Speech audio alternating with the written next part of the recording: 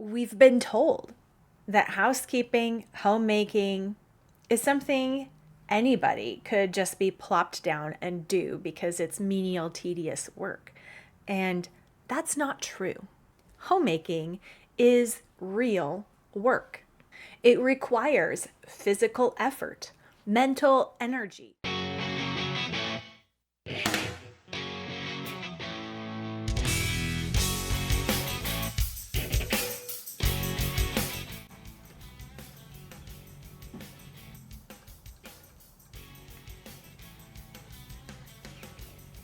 Hi, I'm Mystie Winckler, homemaker, homeschooling mama of 5, newly minted grandma, author of the book Simplified Organization, Learn to Love What Must Be Done, and hostess here at Simply Convivial.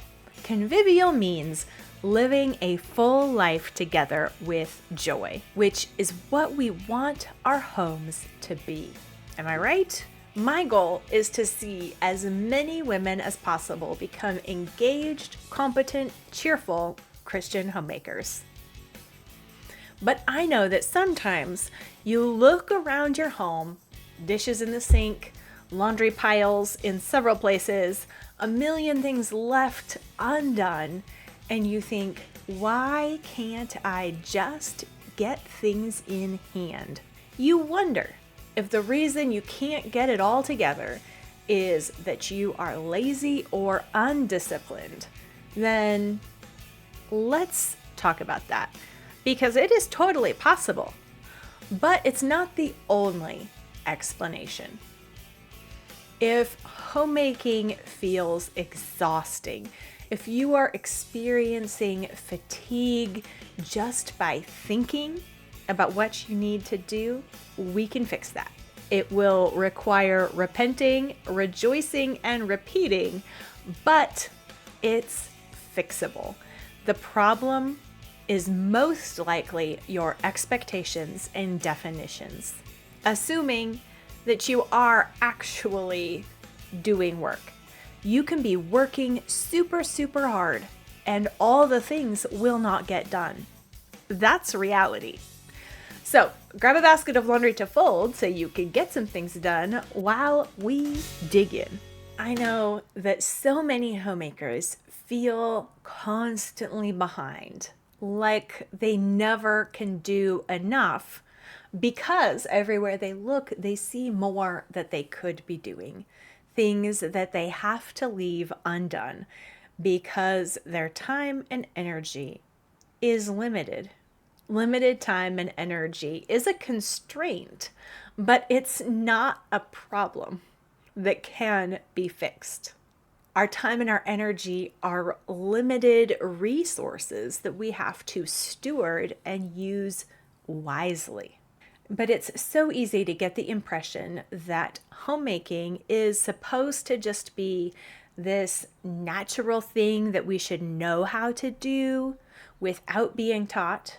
Like homemaking is just a set of chores that we can do on an automated system. We've been told that housekeeping, homemaking is something anybody could just be plopped down and do because it's menial, tedious work. And that's not true. Homemaking is real work. It requires physical effort, mental energy, constant decision making. It involves intentional engagement with reality. That's what we are often not prepared for. Most women come into homemaking trying to do homemaking as if it's just getting tasks on a checklist marked off on a consistent basis. But it is so much more than that. If homemaking were simply checking tasks off of a list, then it would make sense that if the work is never done, we must have a laziness problem or a discipline problem. And like I said earlier, it is completely possible to have a laziness problem, to have a discipline problem. But it is also likely that we have definition problems, and it's possible to have both wrong at the same time. You can be working hard all day and still wake up feeling exhausted, unmotivated, or overwhelmed. If you are thinking that your tasks should get you a house that stays clean and under control all the time. If you think that you should be getting to the point where keeping the family running happens on autopilot, but because it continues to feel like work, you must be doing something wrong, then it's your expectations and definitions that are off. And getting your definitions and expectations on track with reality foster a true motivation, even an affection for the work that you have to do, that will also counteract temptations toward laziness or apathy that really do haunt us when we give in to our lack of motivation. When we are discouraged, it breeds a lack of motivation. And the more we give into that, the more of it that we will get, until we find ourselves stuck in apathy and procrastination, unable to even see a way out. There is a way out. It will require work. It will require practice. It will require repetition. So often, we as women at home doing the work alone feel like we are truly alone, like we are the only ones who are having the particular problems that we are having.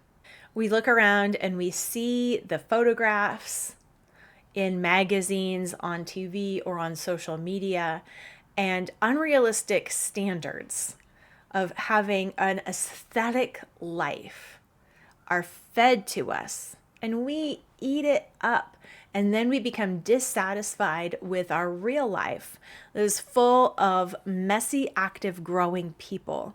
And instead of seeing the beauty and purpose and meaning in raising the people, nurturing and loving the people in our homes through the work of creating a home and maintaining a home, we see our home as a place that is supposed to be some kind of tribute to our taste and ability, and it never quite gets there.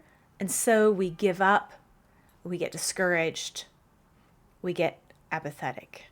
But the problem is that wrong sense of what the work is really all about. The housework is there for the people. We are here for the people, not for ourselves. Homemaking is downright despised in our culture today, and that makes us less likely to talk about the struggles that we are having, the strategies we are trying. We keep it locked up inside and assume that other people aren't working like we are, aren't trying like we are, don't care like we are, or don't struggle like we are. Normalize homemaking conversations. Ask your friends, what are you doing for dinner lately? How do you tackle getting the dishes done without a dishwasher? How often do you clean toilets? These are the kinds of things that should be completely normal for women to talk about, because it is completely normal for women to do housework, to build homes, and to make homes a place where people can thrive. So let's just get on board talking about it as if it's normal, because it ought to be. Another thing that gets us feeling stuck in discouragement, or that makes us begin to cave into laziness, is decision fatigue. Every day we are making hundreds, if not thousands, of small decisions about all the things: how to respond to children, how to answer their questions, what to make for dinner, whether we should clean this or that. whether we should add something to our schedule today or next school year. The possibilities of what we could spend the next 5 minutes doing are pretty much endless. And that's exhausting, especially if we're making those decisions without any sense of clarity or priority. Because homemaking is real work, because homemaking is truly meaningful work that is all about creating an environment where people thrive. It takes strategy. It takes effort. It takes thoughtfulness. It takes an understanding of what we are really about. And that understanding will lead us to more intuitive decision making that feels like less of a strain. It feels less random, less scattered, less draining when we understand the criteria by which we want to work.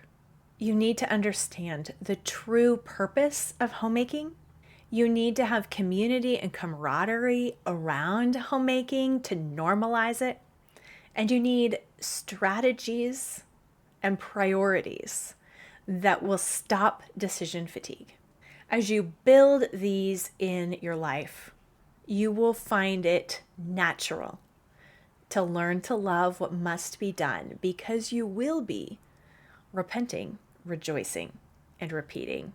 And because this is such a meaningful job that we have, and yet such a culturally despised job that we have, all the more we need to be encouraging one another in that work. And so in my next episode, we will talk about how Christian women can encourage one another in the good work of building homes, cultivating people, and loving our families tangibly. I want you to know that you are not a failure at this thing called homemaking. You are not the only one struggling.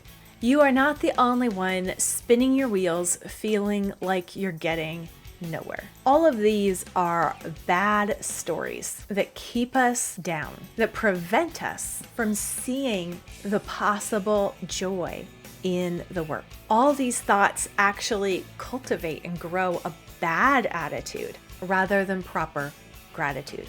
So I would love to make the first module of my course, Organize Your Attitude, available free to you.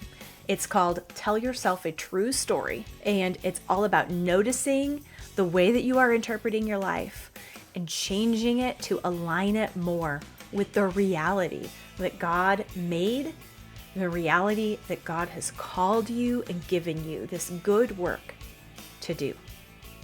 Go to simplyconvivial.com/story to get this free module as a printable PDF.